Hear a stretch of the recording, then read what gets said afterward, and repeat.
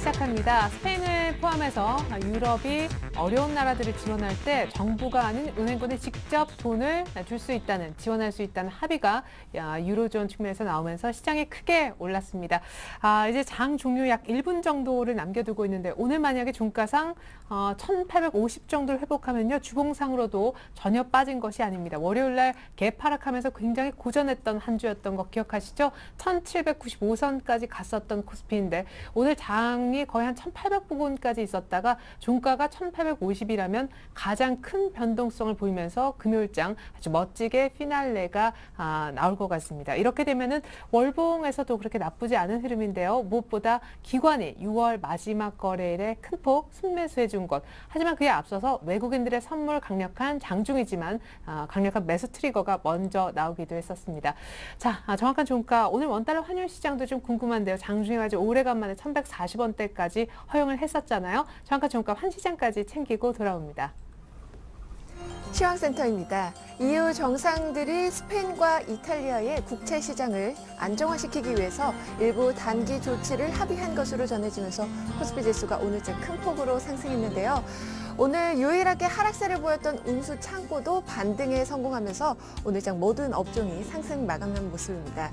오늘 지수는 EU 정상회담에 대한 불확실성과 또 주말을 앞둔 경계심으로 하락세로 출발했는데요. 장 초반 한때 1,801선까지 밀리면서 1,800선을 위협받기도 했지만 대외 호재 소식이 전해지면서 오후장 들어 급반등하는 모습을 보였습니다. 오늘 코스피 마감 지수는요. 전거래일보다 1.75% 상승한 1,850선에서 거래 종료됐습니다. 이어서 수급 내용 확인해 보시면 오늘 외국인은 선물은 사고 현물은 팔았는데요. 오후장 급매도세를 보였습니다. 외국인을 통해서 한 2,050억 원 정도의 순매도 물량이 출회가 됐고요. 반면에 기관이 오늘은 시장을 지켰습니다. 기관을 통해서는 3,000억 원 가까운 순매수 기록했습니다. 이어서 코스닥 지수입니다. 코스피와 함께 코스닥 지수도 이틀째 상승 마감했습니다. 오늘 지수는 오름세로 장을 시작한 후에 오전장은 내내 약보합권에서 등락을 거듭하는 모습을 보였는데요. 하지만 외국인의 매수세 유입에 힘입어서 재차 상승 전환에 성공하고 강보합권의 흐름을 유지했습니다. 오늘 코스닥 주가는요. 전거래보다 0.67% 상승한 489선에서 거래 마감됐습니다. 이어서 환율 흐름, 이어서 수급 내용 확인해 보시면 오늘 코스닥 시장에서는 관망세가 좀 짙어 보였는데요. 기관만이 사줬습니다. 하지만 기관 막판에 매수폭을 늘렸는데요. 오늘 162억 원의 순매수 기록했고요. 개인과 외국인은 소폭 매도에 그쳤습니다. 이어서 환율 흐름 살펴보도록 하겠습니다. 환율은 EU 정상회의에 대한 경계심으로 오늘 1,157원에서 상승 출발했는데요. 하지만 정상회담에서 유로 안정화기구의 직접적인 은행 지원을 합의했다는 소식에 가파르게 하락했습니다. 오늘 환율은요. 전거래일보다 8원 80전 하락한 1,145원 선에서 거래 마감됐습니다. 이어서 코스피 시가총액 상위 종목 살펴보도록 하겠습니다. 삼성전자가 막판에 상승폭을 더 키우면서 장중 120만 원의 주가를 회복하기도 했는데요. 아쉽습니다. 오늘 2.65% 상승하면서 119만 9천 원에 종가 기록했습니다. 반면에 현대차 3인방도 하락세를 보였는데요. 현대차만이 하락 마감했고요. 오늘 기아차와 현대모비스는 상승 마감으로 거래 마쳤습니다. 현대모비스가 0.37% 오르면서 27만 4,500원에 종가 기록했네요. LG화학도 반등에 성공했습니다. 오늘 0.69% 강보합권에서 29만 2천 원에 거래 마감했고요. 신한지주가 4%대 강세를 보였습니다. SK하이닉스 역시 2.36% 오르면서 23,850원에 종가 기록했습니다. 이어서 코스닥 시가총액 상위 종목 살펴보도록 하겠습니다. 셀트리온이 1.68% 상승했습니다. 오늘 3만 300원에 종가 기록했고요. 서울반도체도 강보합권에서 안램 역시 1.65% 상승하면서 11만 1,100원에 종가 기록했습니다. CJNN도 강보합권에서 거래 마감했고요. 포스코 ICT 역시 1.69% 상승했네요. 반면에 위메이드는 4% 넘게 급락세를 보이면서 오늘장 55,900원에 종가 기록했고요. SFA 역시 1.81% 조정을 받으면서 오늘 54,200원에 마감했습니다. 이어서 오늘의 특징 업종 및 테마 종목 살펴보도록 하겠습니다. 먼저 금융주부터 확인해 보시죠. 그 전에 증권주 먼저 살펴보겠습니다. 코스피가 급반등하면서 증권주 역시 동반 강세를 보였는데요. 삼성증권이 1.98% 오르면서 48,950원에 종가 기록했습니다. 현대증권과 동양증권도 각각 3%씩 올랐고요. 오늘 골든브리지증권이 7% 가까이 급등세를 보이면서 1,230원에 종가 기록했습니다. 금융주 역시 기관의 러브콜을 받으면서 강세 보였습니다. 금융주 살펴보겠습니다. 하나금융지주가 2.84% 상승했네요. 오늘 36,200원에 종가 기록했고요. BS금융지주는 4.55%, 우리금융은 5%대 급등세를 보였습니다. 오늘 12,450원에 종가 기록했고요. 외환은행도 강포합권에서 8,150원에 거래 마감했습니다. 건설주도 외국인의 순매수에 7거래일 만에 반등했습니다. 건설주 살펴보겠습니다. 현대건설이 5% 넘는 급등세를 보였네요. 오늘 65,000원에 종가 기록했고요. GS건설과 대우건설도 3%대로 강세장을 보였습니다. 대림산업도 2.85% 상승하면서 92,200원에, 삼성물산 역시 2.67% 상승하면서 65,400원에 종가 기록했습니다. 황우석 박사가 줄기세포 등록 소송에서 승소했다는 소식에 오늘장 관련주들이 일제히 상승했는데요. 살펴보겠습니다. ST큐브는 상한가 기록하면서 2,970원에 거래 마감했습니다. 이노셀은 녹십자의 인수가 확정되면서 나흘째 급등세를 보였는데요. 오늘장 역시 상한가를 기록하면서 2,790원에 거래 마감했고요. 조화제약이 1.59%, 그리고 RNL바이오와 차바이오엔도 각각 강보합권에서 거래 마감했습니다. 일본이 태양광 발전 계획을 대규모로 늘린다는 소식이 전해지면서 관련주들이 연일 급등세를 보였습니다. OCI가 1.81% 상승하면서 22만 5,500원에 거래 마감했고요. 오늘 HB테크놀로지도 5%대로 강세장을 보였습니다. TCK도 4.82%, 넥솔론 역시 1.33% 상승하면서 3,420원에 종가 기록했습니다. 사조시푸드가 상장 첫날 공모가를 하회하는 거래가 되면서 오늘자 급락세를 보였는데요. 사조시푸드 오늘 주당 1,090원씩 하락했습니다. 8,910원에 종가 기록했습니다. 참엔지니어링이 아몰레이드 기술의 중국 유출로 인해서 국내 제조사들이 장비 국산화가 확대될 것이라는 전망에 오늘장 강세를 보였습니다. 참엔지니어링은 3.51% 상승하면서 2,800원에 거래 마감했습니다. 유니슨이 일본 재생에너지 대규모 투자에 따른 수혜 기대감으로 오늘장 강세를 보였습니다. 오늘 5.89% 상승하면서 7,190원에 종가 기록했습니다. NC소프트가 온라인 게임 길워드2의 상용화 일정이 확정됐다는 소식에 오늘장 강세 보였는데요. NC소프트는 오늘 주당 9,000원씩 상승했습니다. 27만 3,000원에 종가 기록했네요. 오늘장 상한가 기록한 종목입니다. 오리엔탈 전공 살펴보겠습니다. 오리엔탈 전공이 경영 정상화 계획을 확정했다는 소식에 오늘장 상한가를 기록했는데요. 오늘 1,050원에 종가 기록했습니다. 지금까지 시황센터에서 김혜선이었습니다. 네. 6월 마지막 거래일, 이번 주 마지막 거래일, 기관이 굉장히 소극적이다 평가를 6월달 굉장히 많이 받았는데 마지막 날 이렇게 3천억 이상을 현물에서 순매수해 줍니다. 코스피는 34포인트 어제 종가 대비 올랐지만 오늘 장중 가장 낮은 저점 대비로는 거의 50포인트 이상을 당겼다고 보여지고요. 외국인들은 선물을 막판에 확 줄이면서 끝내는데요. 삼성전자는 종가가 정확히는 120만 1,000원. 2.8% 급등 마감했습니다. 자, 시장을 둘러싼 이슈 어떤 것들이 밖에 더 있는지, 또 전문가들은 그 같은 이슈에 얼마나 공감하는지 OX를 통해서 쉽게 알아보는 시장 공감대 OX부터 출발을 해봅니다. 두 분의 전문가부터 소개해드리죠. LNS 파트너스의 하창봉 팀장님, 그리고 RMB 인베스트먼트의 조준성 이사님 함께합니다. 두 분 안녕하세요. 안녕하십니까. 네. 자, 시장을 둘러싼 이슈 어떤 것들이 있는지 이슈부터 화면을 통해서 확인해보고 돌아옵니다. 네, 이후 정상회담 지금 아직 마치지 않았죠? 유로존 위기, 이 정상회담을 통해서 반전 가능하다.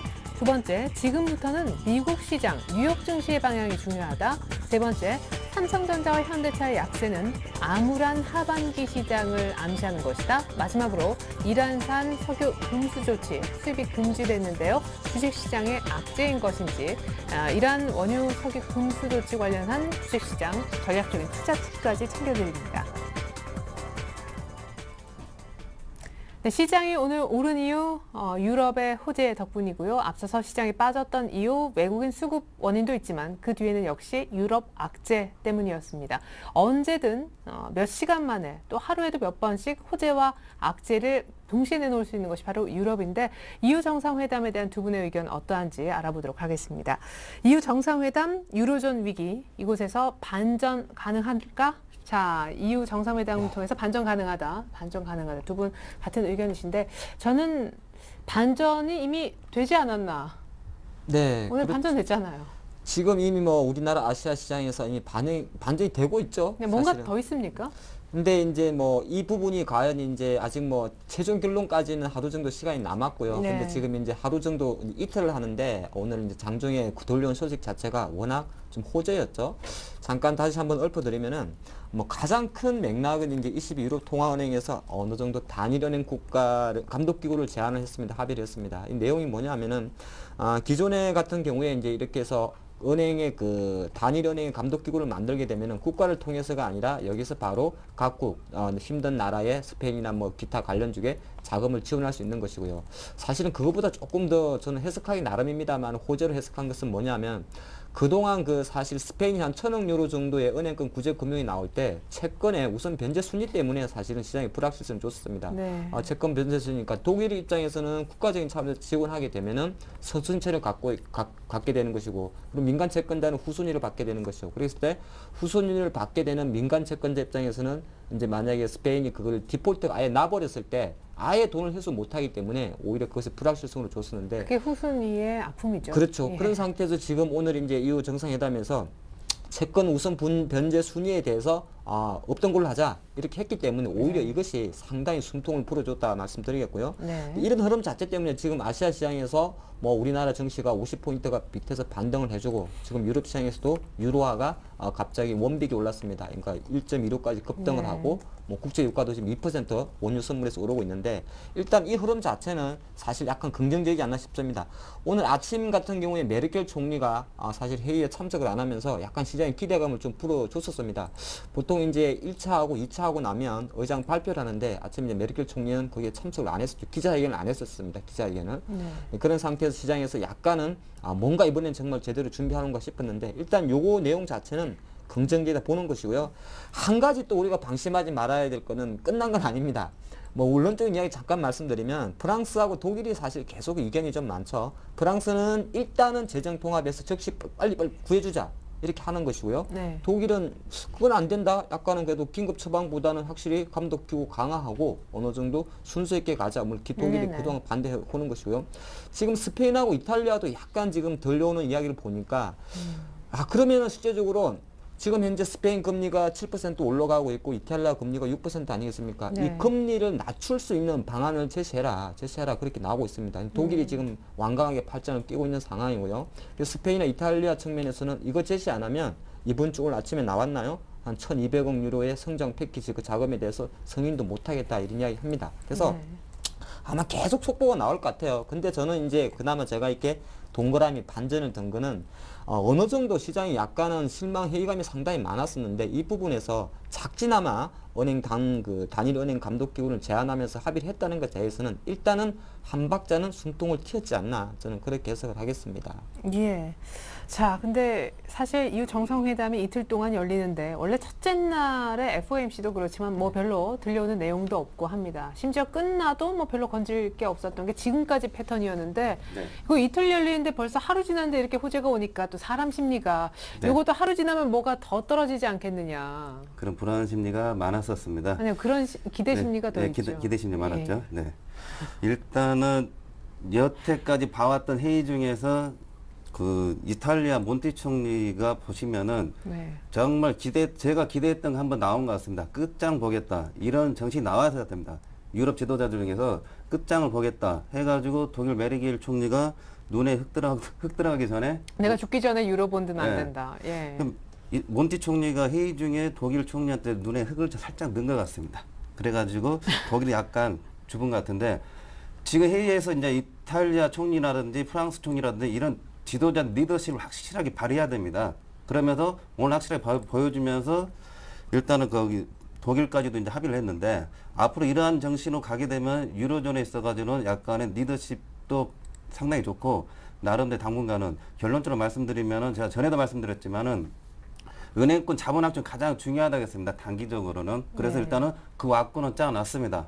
대신에 요즘에 그런 방송에들 보면 그런 얘기를 많이 하는데 유로존 엊그제까지 하더라도 지겹다 얘기하는데 유로존 문제는 지겨운 게 아니라 굉장히 심각한 겁니다. 자, 10년 주기 98년, 2008년, 2018년 10년 주기 있는데 만약에 10년 주기에 다시 깨져버리게 되면 이번 찰나입니다. 그렇기 때문에 유로존 문제는 굉장히 중요한 문제고 신경을 쓸 수밖에 없고 올해 잘 마무리가 잘 되게 되면은 10년 주기가 또 이어질 수가 있는 거죠. 만약에 10년 주기 해다가 이번에 깨지게 되면은 얼마 전에 삼성전자 이따가 다시 말씀드리겠는데 5만 원, 7만 원 빠진 거 아무것도 아닙니다. 종합주가도 뭐 1,700, 1,600, 1,500 아무것도 아닙니다. 더 화끈하게 빠지면서 시장이 막 자멸할 수가 있습니다. 그런 심각한 상황이기 때문에 유로존이 뭐 지겹다고 얘기한 거는 판단 자체가 굉장히 틀린 겁니다. 그렇기 때문에 항상 신경을 쓰셔야 되고 네.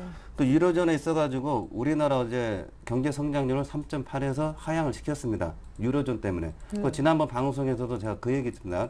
버냉키가 미국 경제에 있어가지고는 유로존이 가장 큰 핵심이다 해가지고 계속 예의주시하겠다. 그만큼 중요하다는 말씀 드리겠고 그래도 단기적으로는 큰 역할을 한 게 은행권 자본 확충에 있어가지고 스페인 은행뿐만 아니라 이탈리아라든지 프랑스라든지 특히 이탈리아는 지금 당장 돈 갖다 쓰지 않는다겠습니다. 그만큼 어느 정도 이제 큰 자금들 만들어 놓고 문제가 생기면 이제 즉각적으로 투입될 수 있는 뱅크런이라든지 네. 뭐 이런 것도 이제 뭐 자질구레한 뭐 사건들이 이제 자질구레하게 이제 되는 거죠. 네. 그 근데 전에는- 슬그머니 결정적일 때 네. 버냉키가 이제 기자회견 하려고 그러다가 아무 말 안 하고 이제 캔슬하면서 싹 뒤로 빠지고 네. 이제 될 것들이 쫙쫙쫙 돼서 열매들이 보여지지 않습니까? 네, 이게 그렇죠. 뭔가 이제 유럽이 좀 풀려 나간다. 네. 이렇게 독일이 입만 다물어줘도 괜찮을 것 같은데 이게 뭐 묻을 수도 없고 어떻게 할 수도 없는데 일단은 누굴 근데- 묻어요? 네? 아닙니다. 이제 그렇게 얘기하면 안 되겠는데 네네. 자오지가 뭐 강경했던 분이 약간 꺾어지면서 일단 뭐 협의한 쪽 들어왔고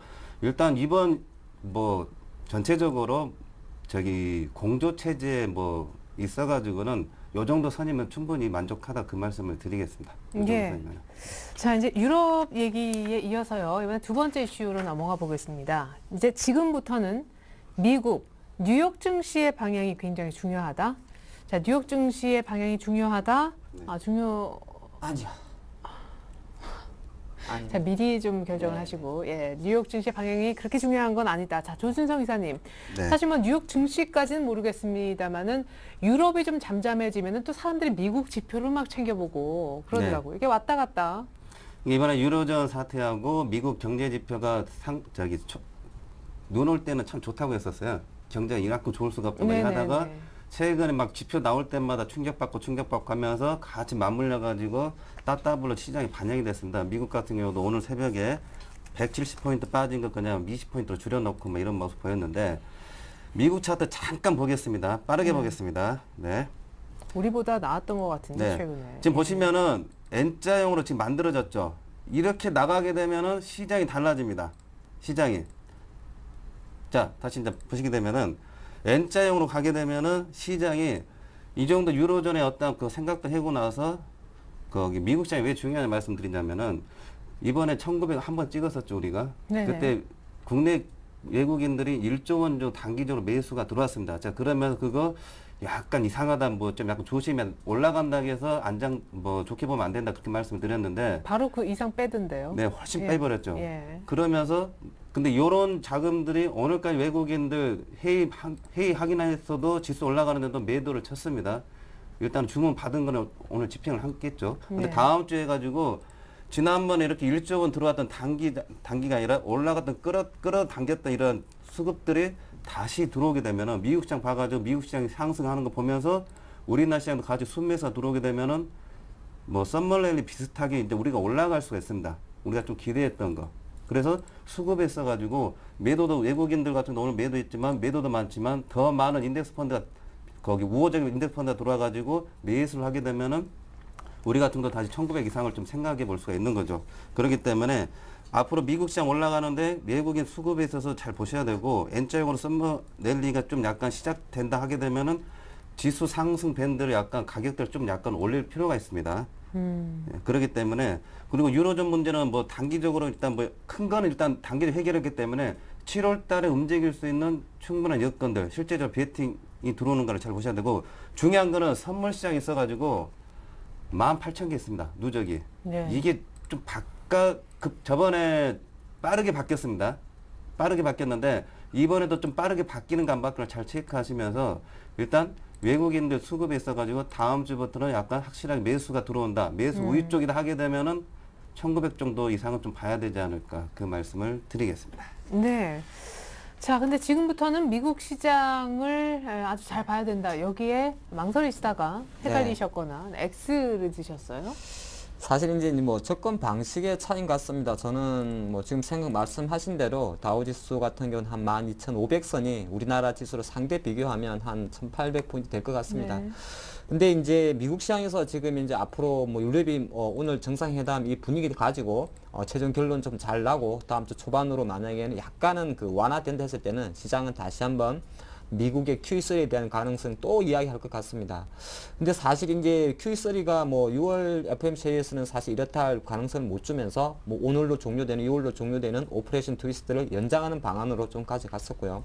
그런 상황에서 최근에 나오는 미국의 어떤 경제 지표 사실 약간 안 좋습니다. 뭐 이번 주 발표됐던 주택 지표는 조금 좋았습니다만은 가장 하이라이트는 바로 다음 주 후반에 예상되는 고용 동향을 봐야 됩니다. 그래서 고용 동향을 보고 나면 아무래도 중반 2주차 정도 갔을 때 FOMC 의사록이 나올 것인데 그 정도 돼서 또 한 번 시장에서는 Q3 가능성에 대해서 언급을 할 가능성이 있습니다. 근데 만약에 그 타이밍에 다시 한번 안 한다면 오히려 미국 증시는 사실 경기 부양에 대한 시그널은 다시 또 감춰질 수밖에 없다. 8월로 좀 연기될 가능성 저는 생각하고 있습니다. 그래서 네. 보통 얘네들이 그 한 달 뛰면서 좀 강조하는 게 있습니다. 6월 달에 FOMC 분위기 확 띄웠었기 때문에 7월 달은 좀 가라앉을 수가 있고요. 이게 8월까지 2월 되기 때문에 미국 정치가 사실 어느 정도 경기 부양 정책으로 시장을 글로벌 정치를 침체에 빠져 있는 유럽 정치나 아시아 정치를 다 땡기기에는 좀 버겁지 않을까 그렇게 봅니다. 그래서 한가는 지금 그나마 계속적으로 세계 경제에서 미국 달러는 강세를 보이고 있는 상황처럼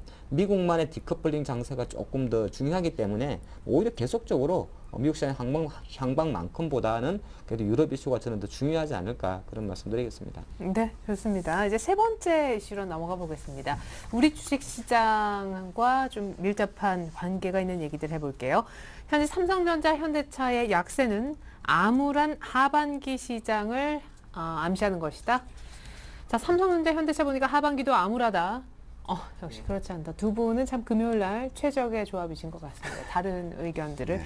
자, 조준석 이사님. 삼성전자, 현대차의 약세는 하반기에 어떤 암시다. 암울한 하반기에. 그것보다도 확실한 거는 외국인들한테 휘둘리는 게 우리 시장이다. 이걸 보여주는 것 같아요. 네. 너무 그것만 이제 팔아가지고 끌어내린 거 아닌가요? 그러죠. 이번에 지난주는 삼성전자를 아주 쥐어짰고 이번 주는 아주 현대차를 또 쥐어짰는데 오늘 현대차 30포인트 올라가는데도 마이너스권 나오면서 네. 뭐 자동차 빵꾸난 것도 아닌데 그냥 힘을 못 쓰고 있습니다. 근데 딱 친 걸 보십시오. 삼성전자하고 현대차입니다. 전차군단이라 해가지고 다른 거는 실적들이 별별 없습니다. 그러나 삼성전자, 현대차는 지난 분기보다는 그래도 뭐 똔똔 내지 소폭 마이너스 이런 회사들인데 요거를 집중적으로 과감하게 공매도를 쳐가면서 그냥 쳤다는 거. 특히 삼성전자는 뭐 120만 원 선에서부터도 공매도 과감하게 들어갔다는 거죠. 근데 중요한 거는 문제가 뭐냐면은 오늘 33,000원 많이 올라왔습니다. 이번에 하방이 또 열렸죠. 116만 3천원, 저번에 116만 6천원이었는데 이번에 113만 원까지 내려갔습니다. 하방이 더 열렸습니다. 고점은 제가 127만 원만 가면은 계속 때리라고 말씀을 드렸는데 고점을 이제 낮출 수밖에 없습니다. 그러면은 고점 낮아지고 저점 낮아지고 하게 되면은 결과적으로 어떻게 되겠습니까? 하락이죠. 예. 그럼 삼성전자 대표적으로 해가지고 삼성전자에서 만드는 거 하이닉스, LG전자 보십시오.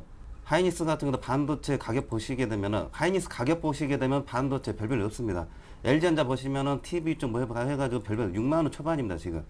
그런데 삼성전자가 또 공매도 공격받으면서 회복이 약간 오늘 뭐 120만 회복된 거는 단기적으로 급락의 어떤 N자형 그 반등입니다. 그래서 제가 지난주에 말씀을 드렸었는데 근데 앞으로 추세에 있어가지고 이렇게 힘을 못 쓰게 된다 하게 되면은 경제 정책 전반적으로 해가지고 삼성전자, 현대차 이렇게 잘하는 회사가 별별 없는데 호남석유, LG화학, 뭐 다른 회사들, 대형 회사들, 포스코라든지 괜찮겠습니까?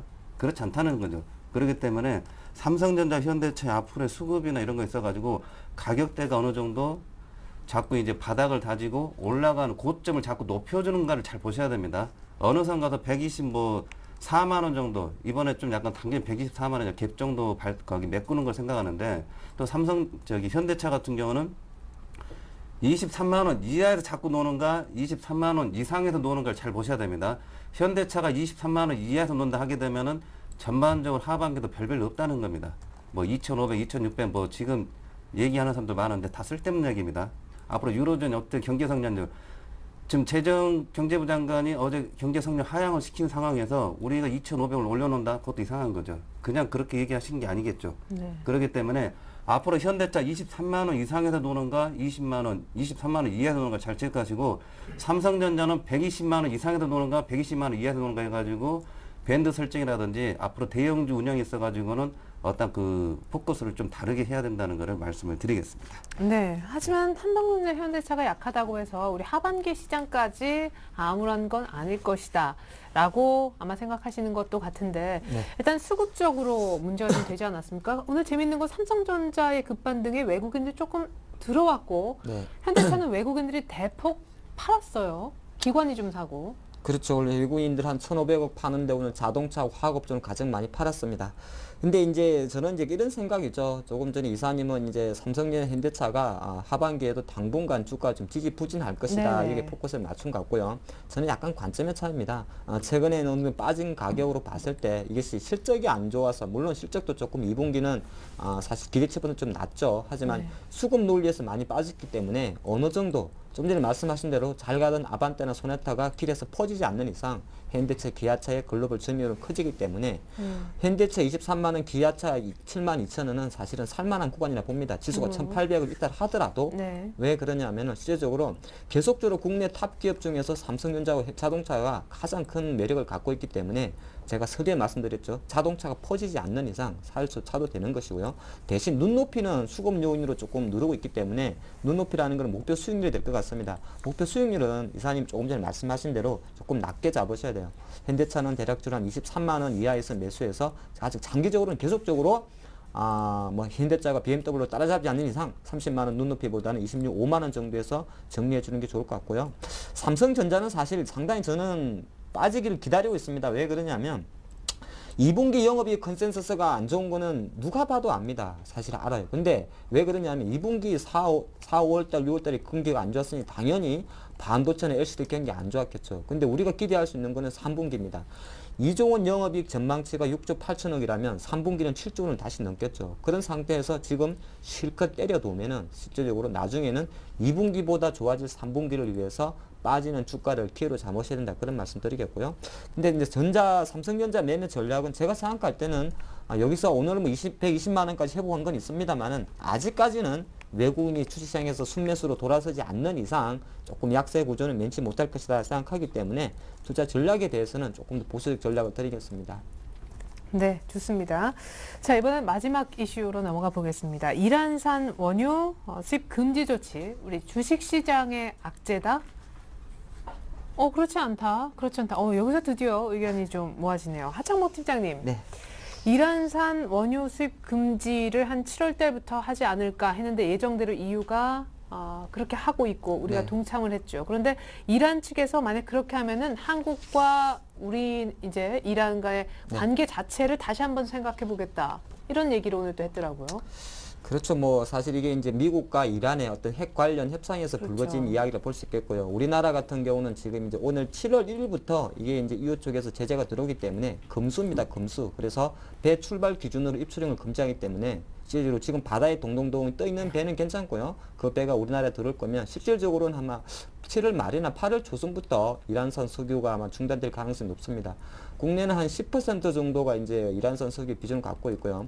전체를 봤을 때 일단은 국제 유가 가장 키포인트는 이것이 시장이 악재냐 호재를 받아들일 때는 한 가지만 보시면 됩니다. 네. 국제 유가가 과연 급등하냐입니다. 그렇죠. 급등하느냐. 안 하면 사실 별거 없어요. 지금 현재 국제 유가가 수급 불안. 글로벌 경기 네. 불안 요인 때문에 오히려 수요 불안감 때문에 80달러 초반에 있기 때문에 급등을 안 하면 사실 별 영향이 없다 보는 것이고요. 하지만 우리가 미리 보기 차원에서 잠깐만 살펴드리면 손해를 볼 수 있는 부정적 업종을 볼 수 있는 건 아무래도 이제 유가 급등했을 경우입니다. 항공주나 해운주가 되겠죠. 그리고 정유회사 같은 경우는 사실 또 손해입니다. 왜냐하면 저는 이 정유도 악재라 보는데 실제적으로 정유회사 같은 경우는 이제 유가 올라가게 되면 간단히 생각하면은 마진 스프레드가 확대가 돼야 되는데 네. 수요가 받침 안 되면서 공급 축소 때문에 올라간 거 아닙니까? 네. 그러면 실제로 캐파는 작아지는 경제 논리를 그대로 가져가기 때문에 정유소도 악재고요. 정유소 악재 중에서 제일 누가 악재냐 그러면 SK이노베이션이죠. 네. 국내 이제 4대 정유사 중에서 이란산 석유 비중이 높은 회사가 SK이노베이션 10%가 있고요.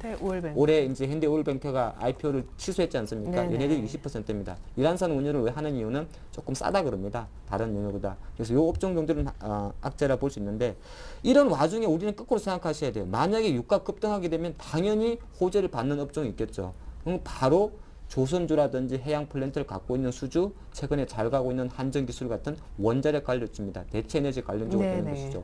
그리고 최근에 보면 유가 오르게 되면 조금 더 길게 설명드리면 세계 분위기가 이상하게 셰일가스 쪽으로 이야기를 많이 합니다. 미국산 천연가스. 네. 그렇게 봤을 때는 뭐 성강변도나 태광 같은 플랜트 조선 기자재 업체들도 수혜를 받을 수 있다 보기 때문에 악재 호재를 거론하기 앞서가지고 일단 유가가 만약에 급등을 해버리면은 오히려 항공해운 정유주는 조금 포기하고 오히려 대체에너지 쪽으로 포커스를 맞추면 투자 전략적인 측면에서는 저는 호재도 될 수 있다 말씀드리겠습니다. 네. 근데 지금 작년 WTI 최저가가 75불인데 지금 한 77불까지 내려와 있는 상황 속에서 이거 이란 원유 안 산다고 해서 이거 뭐 주식시장의 악재인 건 전혀 아닌 것 같은데 일단 급등 기미가 없고 그래서 급등해서 뭐 80불, 90불까지 가도 별로 이렇게 동요할 것 같지 않은데 지금 뭐 110불 쪽에서 움직이는 게 아니잖아요, 유가가. 네, 유가가 참 복잡하네요. 90불, 100불, 80불, 70불 복잡한데 일단은 저기 상품 시장에 있어가지고 이 유가도 상당히 중요한데 SK이노베이션이 오늘 대형주에서는 좀 많이 올랐습니다. 5%. 약간 이란산 뭐 주제에 있어가지고는 이란산 문제는 좀 약간 더 뭐 큰 문제는 안 될 것 같고 대신에 유가 잘 보셔야 됩니다. 왜냐하면은 이제부터 그 유로존에 있어가지고 단기적 숨통을 틔워줘가지고 상품 시장에 있어가지고 자금들이 어느 쪽으로 가는가. 특히 유가 미국 시장 올라가면 유가 같이 올라가야 됩니다. 그게 경기 어떤 그 신호도 같이 됩니다. 유가가 계속해서 처지게 되면은 기름값은 쌀지 몰라도 경기가 안 좋다는 겁니다. 그렇기 때문에 경기 호황일 때 지수 올라갈 때 항상 유가도 같이 올라가기 때문에 상품 시장에서도 자금이 들어가가지고 안전자산만 손하는 게 아니라 기름도 실제로 땡겨줘야 됩니다. 특히 이번 뭐 이란산 금수 조치를 해가지고 그런 게 이제 투기 세력들이 좀 동요돼가지고 뭐 이쪽으로 좀 붙게 되면은 좀 좋아지겠죠.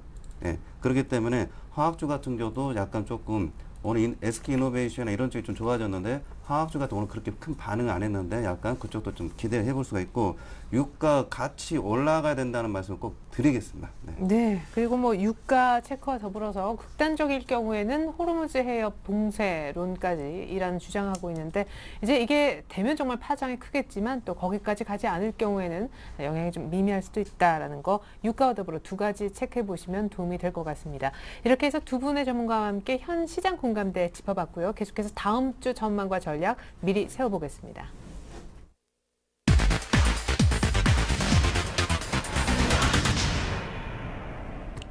네, 다음 주 월요일 움직임은 아무래도 오늘 밤부터 있을 미국과 유럽 증시의 리액션이 굉장히 좀 중요할 것 네. 같은데요. 사실 저는 오늘 아마 종가 기준으로 한 1820포인트 그대로 있으면은 잔금 해제하려고 그랬습니다. 우리 이제 미래서 잔금 해제라 그럽니까? 네네. 주식을 좀 사거나 이제 베팅을 하려고 그랬는데 오늘 뭐 윈도우 드레싱 효과도 있고 장중에 나온 유로존 이야기 때문에 실제적으로 증시가 21선까지 다시 올라와 버렸습니다. 1850선까지. 네. 그렇기 때문에 일단은 잔금은 저는 해제됐다. 원래는 제가 잔금을 해제하려고 했는데 예상보다 빨리 갔죠, 시장에. 풀렸다 이렇게 네네. 이야기를 봅니다. 이제 월요일 날 어느 정도 모르세요. 약간 선반영 측면에서 조정이 있든 말든 간에 가장 중요한 거는 이번 주 가장 하도가 1800을 다시 깨가지고 밑으로 내려가냐였는데 실제적으로 1800을 회복하면서 왔기 때문에 이 부분에 대해서는 조금 좋게 보는 것이고요. 한 가지 조금 역시나 걸리는 부분은 지난 금요일 날 외국인이 선물을 16,000개약을 팔면서 전체적으로 지금 프로그램 시장에 대해서는 약간 분위기가 안 좋습니다.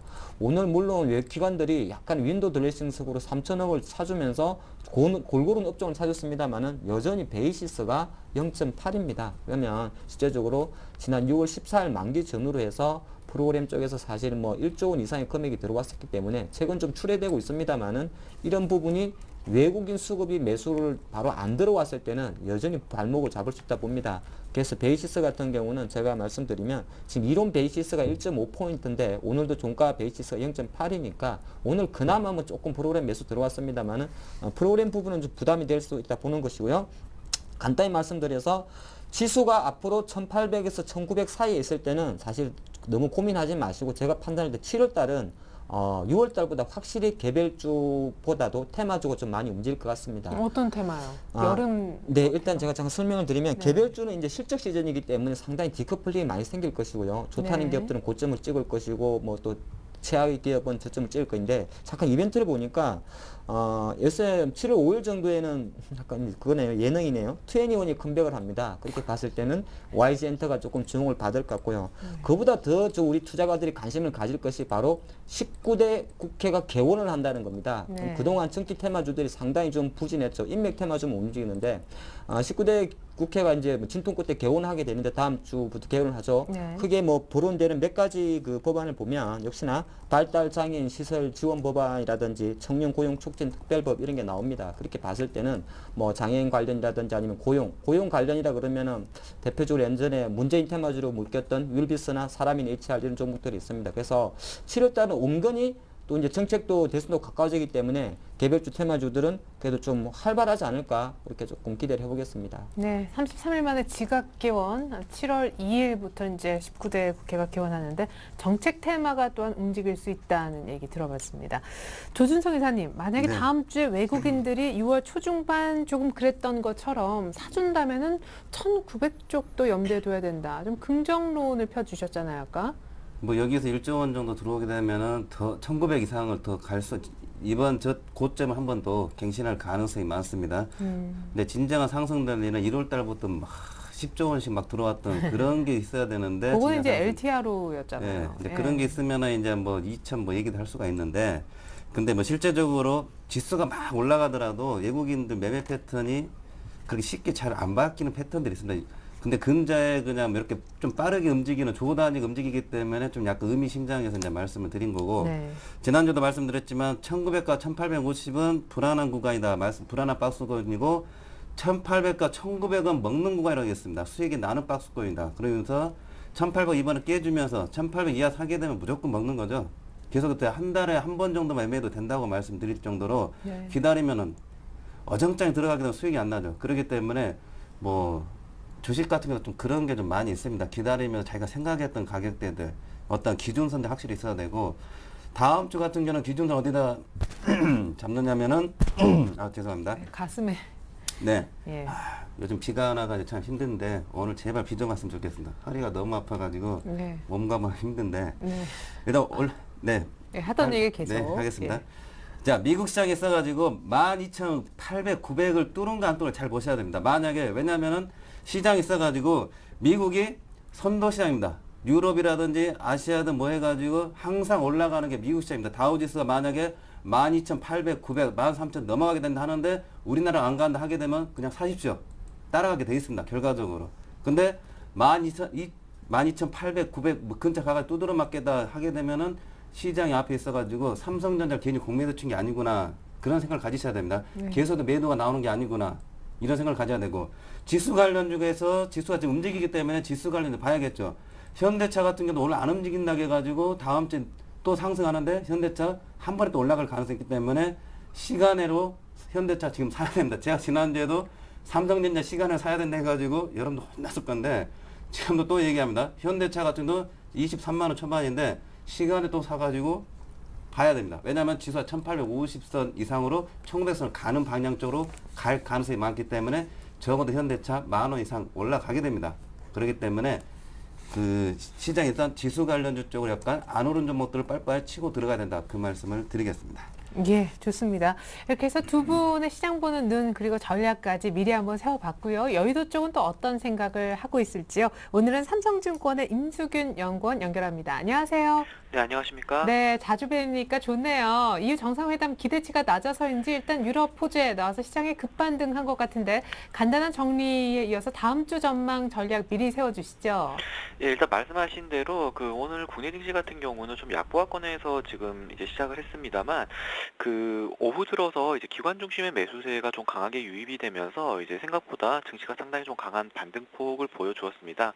예, 일단 뭐 그 원인으로는 아까 말씀하신 대로 일단 뭐 EU 정상회담에 대한 기대감이 많이 낮아져 있었는데도 불구하고 이제 EU 정상들이 이제 오늘 첫 EU 정상회담 첫째 날 이제 회의를 마무리를 하면서 좀 이제 성장 부양 정책이라든지 그리고 이런 위기 해결 방안에 대해서 상당히 좀 진전된 해결책을 내놓을 수 있다. 좀 이런 기대감이 부각이 됐기 때문에 생각보다 좀 강한 반등폭이 나왔던 것으로 지금 볼 수 있겠습니다. 그래서 지금 중요하게 좀 봐야 될 부분은 이제 반등 모멘텀이 얼마나 좀 강할 수 있을 것인가 하는 부분인데요.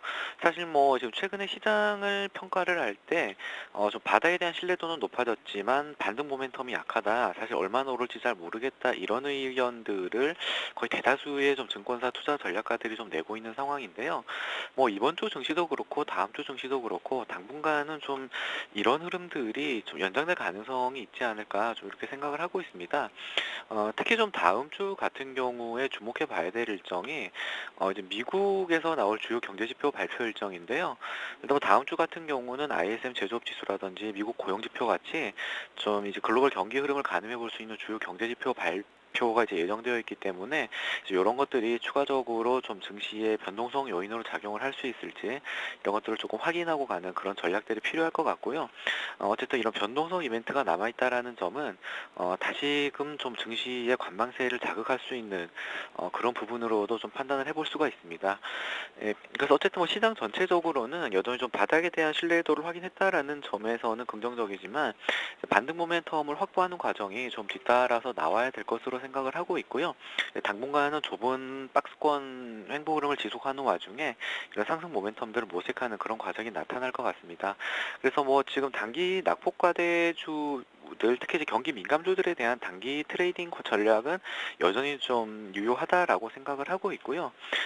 지수 전체적으로 대해서도 뭐 1800대 초반을 전후한 이제 분할 매수 전략은 크게 이제 부담이 없다. 이런 식으로 좀 시장 전망을 하고 있는데요.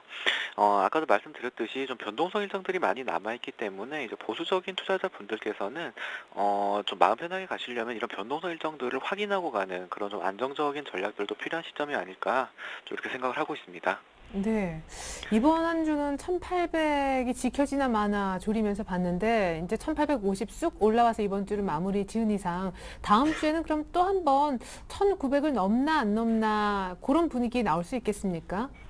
예, 일단 뭐 저희 입장에서도 뭐 1900을 넘는 좀 상승장이 나온다 그러면 이제 단기적으로 좀 밀린 수급 물량들도 해소를 할 수 있고 여러 면에서 좀 긍정적인 부분들이 많은데요.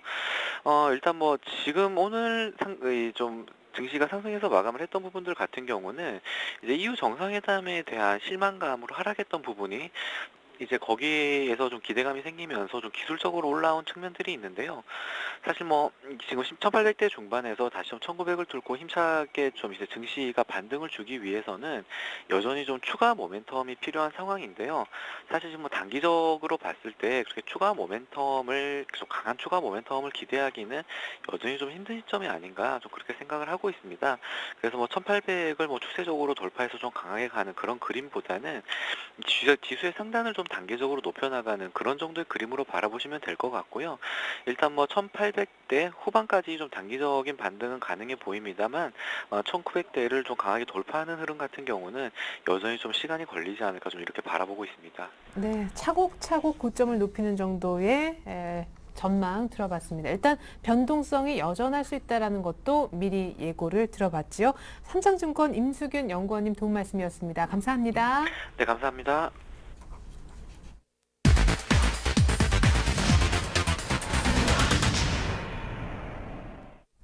네, 이번 순서는 수익률 펀치 시간입니다. 지난주 두 분의 전문가가 말씀하셨던 한 종목씩 수익률 어땠을까요? 자, 우리 하창모 팀장님은요, 오택을 그리고 삼성전자 시간외에서 사라. 우리 조준성 이사님의 얘기가 있었는데 월요일 날 급락 출발했었었죠. 오늘은 괜찮은데요. 자, 수익률 볼까요? 수익률 대결 결과. 자, 오택이 더 낫네요. 뭐 자회사 여름 관련 테마로도 묶일 네. 수 있고. 그러니까 오텍은 이제 지난주 추천드릴 때 냉장, 오텍 캐리어 에어컨 냉장 관련해서 무더위 관련주를 말씀드렸었고요. 주간 동안 8,300원 정도에서 머물러 있었습니다만은 제가 아까 조금 전에 말씀드렸죠. 다음 주 월요일부터 19대 국회 개원하게 되고 거기 내용 법안에 보면 발달 장애인 시설 지원 방안 이런 건 나오기 때문에 또 장애인 특수 차량에서 또 이 부분 좀 부각된다면 처음에 생각했던 9,700원까지 갈 수 있지 않나 보면서 지금 약간 8,500원 정도에서 진통 과정을 생각하시면서 조금 더 다음 주까지 한번 지켜보는 전략이 좋을 것 같습니다. 네, 자 계속해서 이어서 삼성전자는 120만 원 밑에 깨지면 역시 이제 매수 구간이다 이렇게 보시고 116만 원, 120만 원을 불러주셨는데 월요일날 113만 원대까지 갔었습니다. 짧은 AS 부탁드릴게요. 네. 제가 금요일 날 시간을 일단은 전체 자산 100%에서 25% 시간으로 118만 원 그때였죠. 들어가라고 말씀드렸고 또 빠지면 그냥 계속 사 들어가는데 50% 비중만 갖고 가라겠습니다. 그러면서 113만 원까지 깨졌는데 대략적으로 이제 사 모았으면 한 115만 원에서 110만 원, 16만 사이 갔을 건데 요거 어디다 파느냐면은 저는 127만 원인데 좀 짧게 잡겠습니다. 6월 21일 저점이 갭 발생한 시점이 122만 6천 원입니다. 그 다음에 112만 8천 원 이번 저점에서 10% 올라가는 가격이 대략 한 125만 2천 원인데 일단은 갭 메꾸는 가격대 들어가게 되면은 50% 들어간 자산입니다. 그렇기 때문에 은행이자가 1년치가 딱 일주일만 나오는 겁니다. 2주 만에. 그렇기 때문에 122만 원 이상부터는 매도해가지고 이익 실현해라. 왜냐하면은 외국인 매도 어떻게 나올 공매도 한 게 보게 되면은 결과적으로 성공을 하더라고요. 보면은 그런 우려도 있기 때문에 일단은 단기적으로 들어간 거 비중도 크기 때문에 일단 수익을 내 가지고 일단 또 관망을 하자 그 말씀을 드리겠습니다. 네, 삼성전자 이익 실현 부동산 122만 원 얘기를 들어봤습니다. 자, 그렇다면 오늘은 어떤 종목 갖고 나오셨을는지요?